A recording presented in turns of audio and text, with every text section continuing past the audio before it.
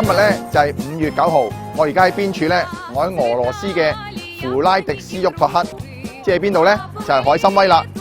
咁我啱啱睇完呢個衛國勝利80週年嘅閱兵，咁有啲咩睇咧？去片。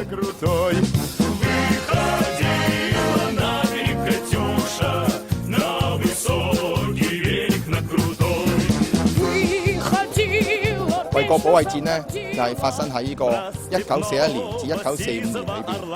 咁當時2次大戰進行緊，德軍呢入侵當時嘅蘇聯，而家嘅俄羅斯。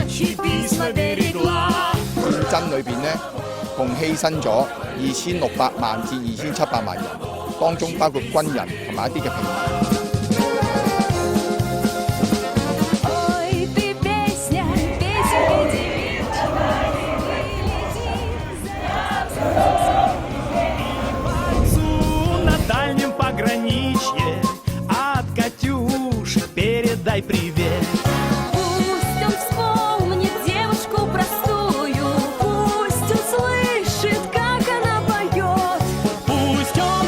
呢個紀念日係紀念過去為國犧牲嘅人，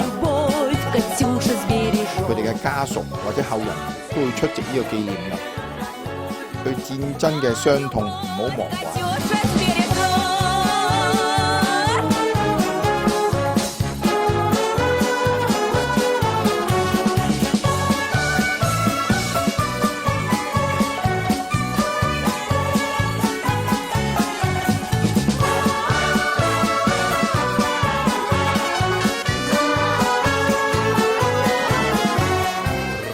Расцветали яблони и груши, поплыли туманы над рекой. Выходила на берег Катюша, на высокий берег, на крутой. Выходила на берег Катюша, на высокий берег, на крутой.